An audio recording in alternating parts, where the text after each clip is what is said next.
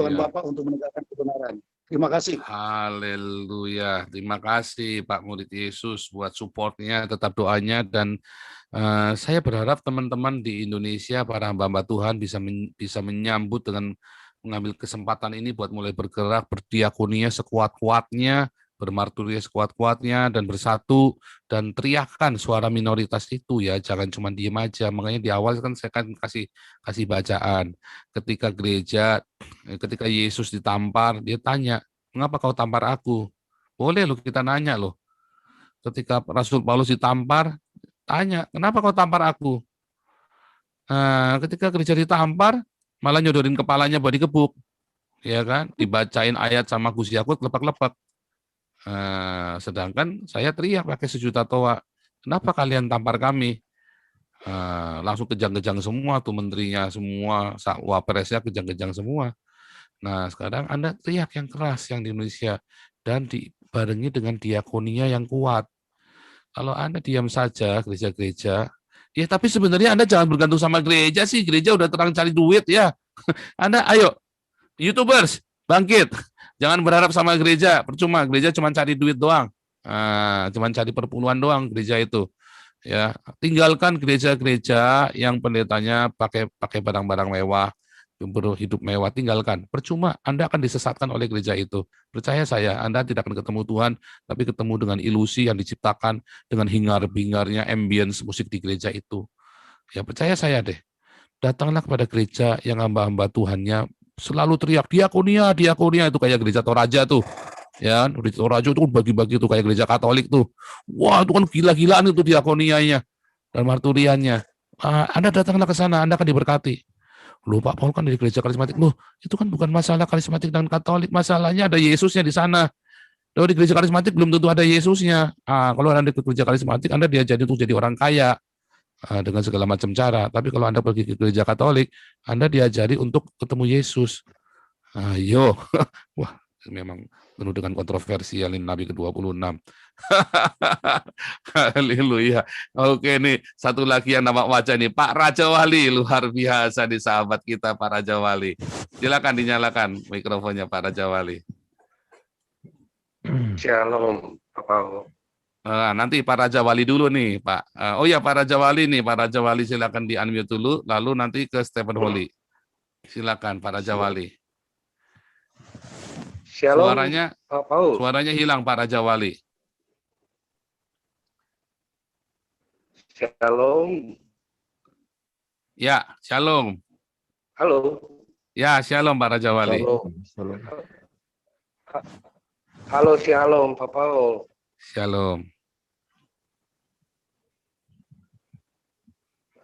Pak Paul, salam kenal dulu ya, Pak Paul. Salam kenal. Saya sudah sempat japri sama Pak Paul tuh waktu saya kesaksian saya bawa istri saya dibaptis. Iya. Kemarin itu.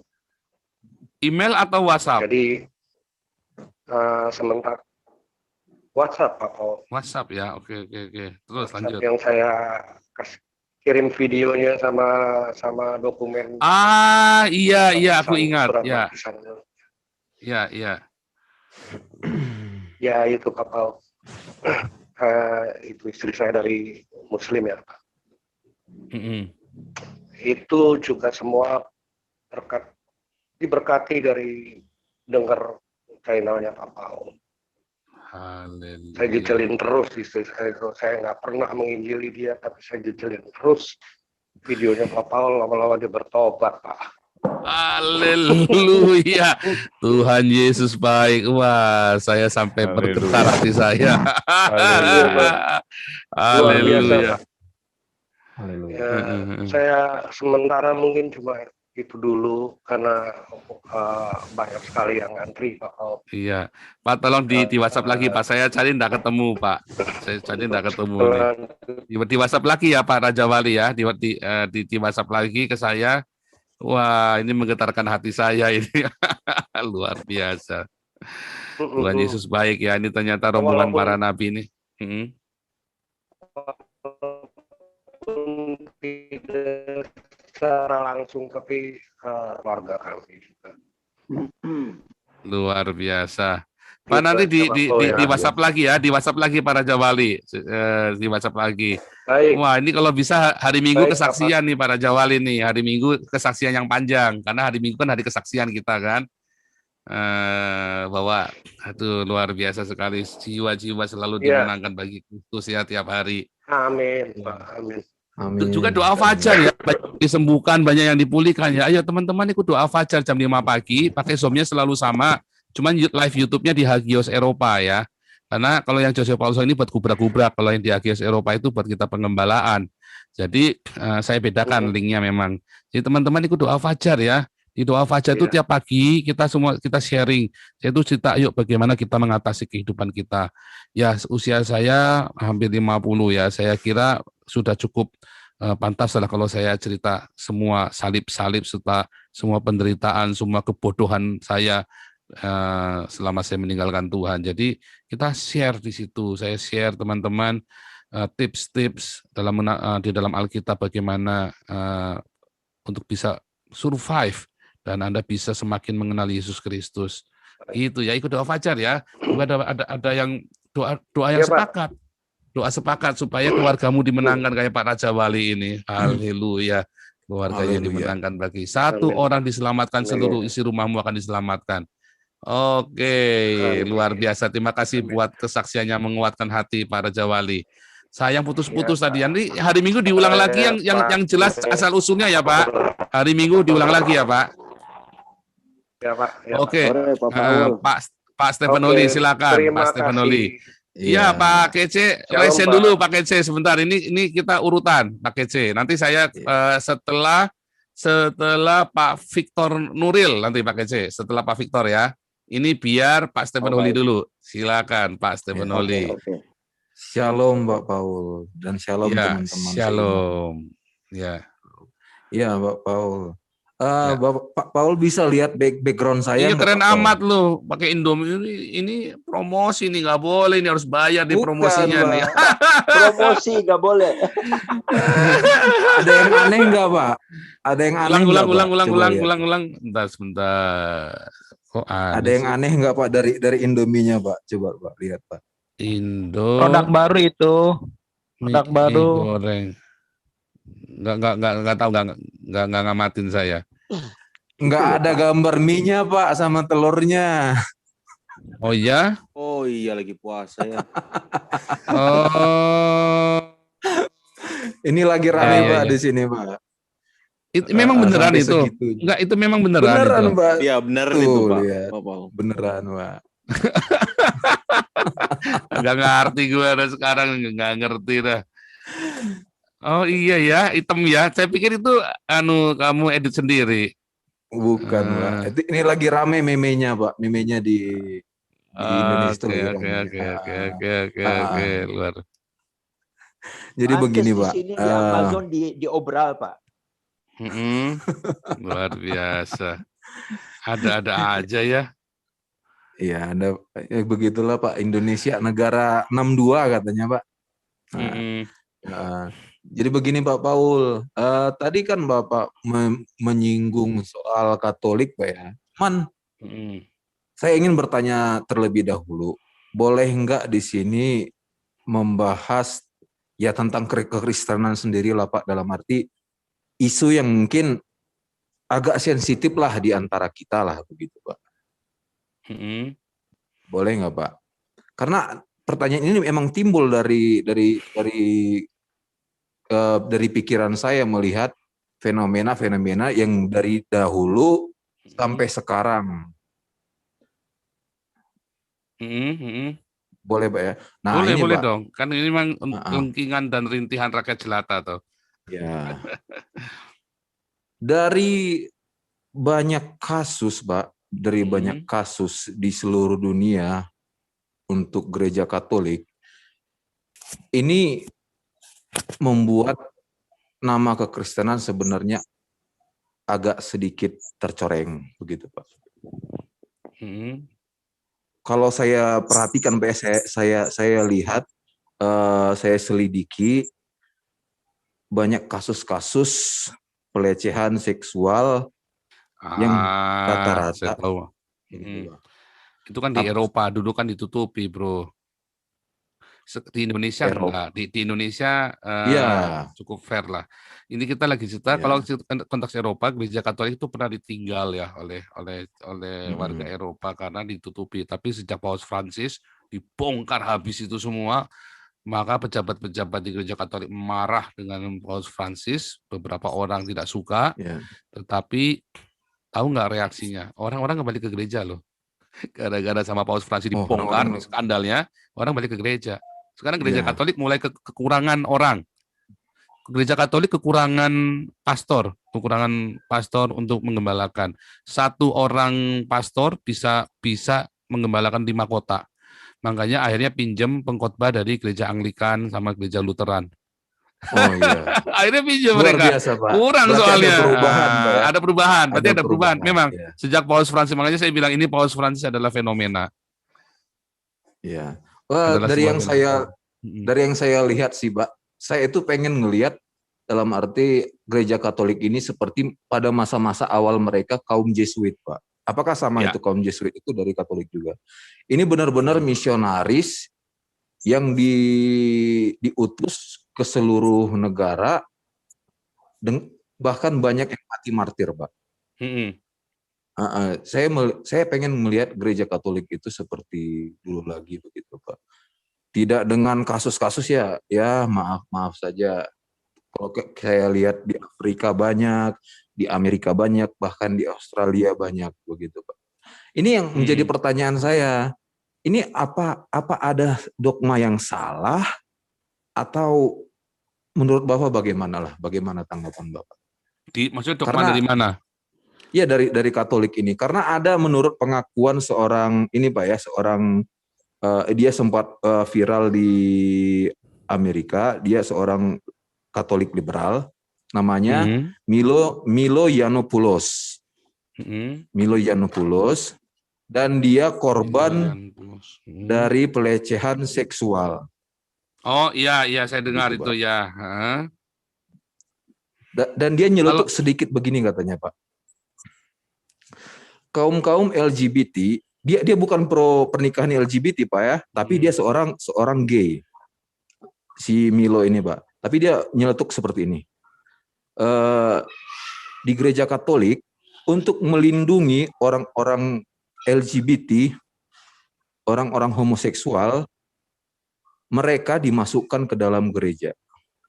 Itu pendapat dia, Pak ya, bukan pendapat dari saya. Orang gereja Katolik menyelamatkan orang-orang homoseksual agar tidak dibully, gitu, Pak. Agar tidak dibully, Pak. Menurut Bapak bagaimana? Ya itu yang dia katakan, Pak. Gimana, Pak? Halo? Ya, lanjut. Iya, menurut Bapak bagaimana? Apakah itu benar? Enggak. Atau mungkin begini, bedakan antara oknum dan pembelaan diri secara hukum atau mereka mencari keadilan, karena asalnya kan ditutup-tutupi kan oleh gereja Katolik kan. Sehingga mereka akhirnya harus bongkarnya dengan cara begitu, dengan cara yang ekstrim. Ya kan? Tetapi enggak, itu selama lama sekali. Itu ada filmnya Robert De Niro sama saya lupa satunya yang lain. Itu cerita si Robert De Niro itu jadi frater Katolik. Terus ada 4 orang anak didiknya dia yang nggak sengaja berbuat salah waktu kecil, dimasukkan ke penjara anak-anak, terus diperkosa di situ 4 anak ini. Termasuk salah satu yang merkosa itu, sipirnya itu kemudian menjadi pegiat di gereja Katolik. Oh, itu digugat semua, digugat nggak bisa. Akhirnya apa? Satu-satu didatang dibunuh sama 4 orang ini. Itu film itu kan. Dan itu sebenarnya sebuah kritik kepada gereja Katolik waktu itu. Dan akhirnya si frater ini terpaksa harus bohong demi melindungi 4 orang ini, karena 4 orang ini mencari keadilan yang tidak mungkin didapat dari pengadilan. Itu contoh seperti itu, ya kan? Itu kan skandal, dan salah satunya yang memperkosa itu kan merkosa anak kecil kan, itu namanya pedofilia. Nah itu pedofilia. jadi frater atau jadi apa di gereja Katolik juga atau jadi guru sekolah minggu deh kalau nggak salah waktu itu. Wah itu nggak bisa digugat tuh. Nah itu dibongkar. Nah jadi itu film itu adalah sebuah sindiran, sebuah sindiran. Nah saya percaya sekali kehadiran Paus Francis ini adalah untuk mensucikan kembali gereja Katolik dari praktek-praktek yang tidak baik. Sehingga Paus Francis sendiri kan menjadi tidak disukai oleh beberapa orang di gereja Katolik kan karena terlalu, ya bayangin uskup aja dimasukin penjara sama dia. Bukan dia masuk penjara, maksudnya dibongkar gitu. Uskupnya itu berarti kan sudah level bukan frater, dia ada jabatan di penjara loh. Iya.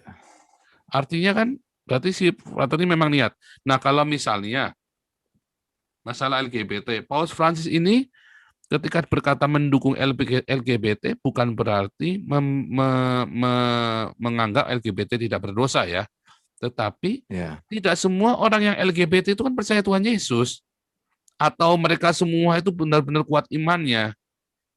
Saya sendiri juga nggak anti dengan LGBT, karena mereka juga belum lahir baru kok. Mau kita ajarin mereka hidup kudus apanya, yang lahir baru aja belum, kenal Yesus aja kagak.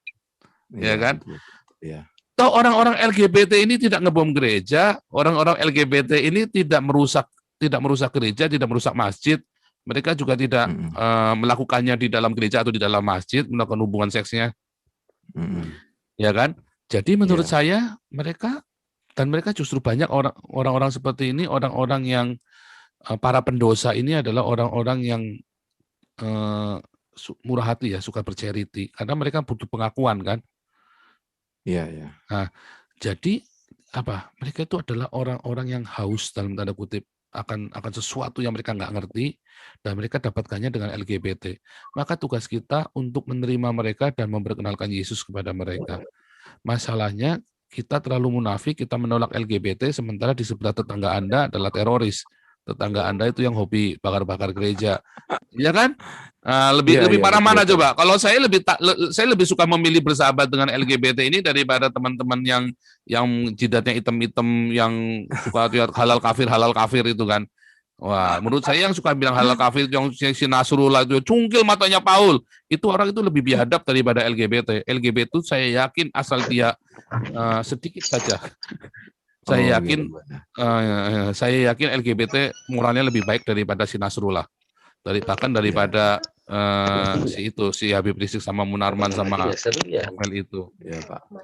Saya yakin LGBT itu hanya dia mengalami satu titik yang dia tidak bisa menemukan jati dirinya. Sedangkan kalau Nasrullah, Munarman segala macam itu udah jelas itu hate speech, dan kayak kemarin si Wapres bilang Ahok harus dihabisi. Wah, itu udah jelas itu.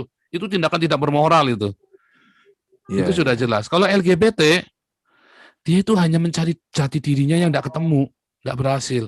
Kecuali LGBT yang sudah cemburu-cemburuan sampai bunuh-bunuhan itu, sampai iri terus bunuh itu kan. Tetapi itu kan satu dari sekian juta kasus. Nah, kalau ini kan coba dari sekian juta orang-orang yang jidatnya hitam-hitam, ya, yang separuh mungkin begitu kayak itu beda. Nah, kalau saya lebih takut sama orang yang jidatnya hitam-hitam itu daripada sama LGBT. Maksudnya lebih takut, bukan saya takut enggak, tapi orang-orang ini lebih kejam, lebih sadis, lebih jahat, lebih dikuasai iblis, Orang yang jidat-jidat itu lebih dikuasai iblis daripada LGBT.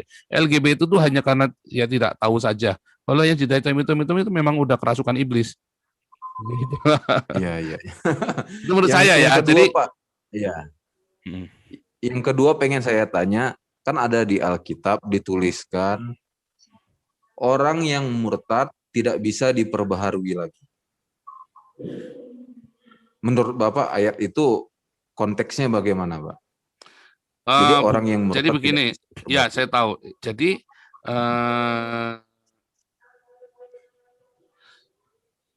itu kan ada di Ibrani itu ya. Orang yang murtad tidak bisa diberani lagi, Ibrani 6 kalau nggak salah itu. Jadi begini ceritanya. Orang-orang kalau sudah lahir baru, orang-orang yang lahir baru itu dia tidak akan pernah bisa hamartia lagi, tidak akan pernah bisa hamartia, tersesat. Kalaupun dia tersesat, dia akan dikejar. Sekalipun dia harus membayar dengan seluruh hidupnya. Entah dia masuk penjara seumur hidup lah, entah dia kena penyakit yang berat yang nggak bisa sembuh, tapi dia harus menderita, entah keluarganya berantakan, tapi dia menuai apa yang dia tabur, tapi jiwanya tetap diselamatkan. Makanya Paulus bilang serahkan tubuhnya pada iblis supaya jiwanya diselamatkan. Tetapi ada orang-orang ya, orang-orang yang murtad ini adalah orang-orang yang sudah mengenal kebenaran, tapi dia nolak, nggak mau. Contohnya, karena udah terlanjur nih, udah jadi pejabat negara nih. Wah, kalau saya balik lagi, saya kena masalah nih. Ya, dia sudah tahu kebenaran. Atau dia sudah tahu kebenaran, tetapi dia udah tanggung deh. Ya kan, sini sudah di dalam. Dan biasanya orang-orang ini belum lahir baru. Kalau sudah lahir baru tidak mungkin dia bisa. Tetapi karena dia belum lahir baru, dia cuma jadi anggota kita doang. Seperti yang Yohanes bilang, Antikris itu adalah salah satu dari kita, tapi tidak sungguh-sungguh. Kalau sungguh-sungguh, dia pasti akan masih bersama dengan kita. Banyak orang, karena di zaman ini mudah untuk menjadi Kristen, sehingga dia gampang jadi Kristen. Contohnya Setia Novanto. Dia kan donaturnya gereja Katolik. Begitu mau jadi ketua DPR, dia jadi Islam, bersyahadat. Nah itulah. Ya udah. Berarti tidak bisa diperbarui. Saya nggak tahu, dia itu sudah tahu kebenaran belum. Masalahnya banyak orang nggak tahu kebenaran. Kalau dia sudah tahu kebenaran, ya nggak bisa, udah. Berarti dia kan sudah menghujat Roh Kudus itu. Oh, dia sudah tahu kebenaran, dia sudah melihat mujizat, dia sudah merasakan kasih Tuhan. Tapi dia tolak hanya demi jabatan. Nah itu nggak bisa tuh. Tetapi kalau orang itu benar-benar sudah lahir baru, kayak saya sudah lahir baru dulu ya, terus kemudian saya marah, kecewa dengan orang-orang, kemudian saya mendekat mau tinggalkan Tuhan, dikejar sama Tuhan. Sampai keluarga kami berantakan, dikejar. Kita tuai apa yang kami tabur. Ya kan, kami tuai apa yang kami tabur, tetapi saya dikembalikan. Dan sekarang kita bersama dengan Tuhan Yesus. Begitu. Itu yang saya percaya. Jadi memang kalau orang sudah lahir baru, pasti dikejar sama Tuhan. Entah dia nanti harus sakit, harus mati, harus menderita. Pokoknya dikejar sama Tuhan sampai dia balik pokoknya. Nah ini Pak, ada tambahan dari saya sedikit Pak ya.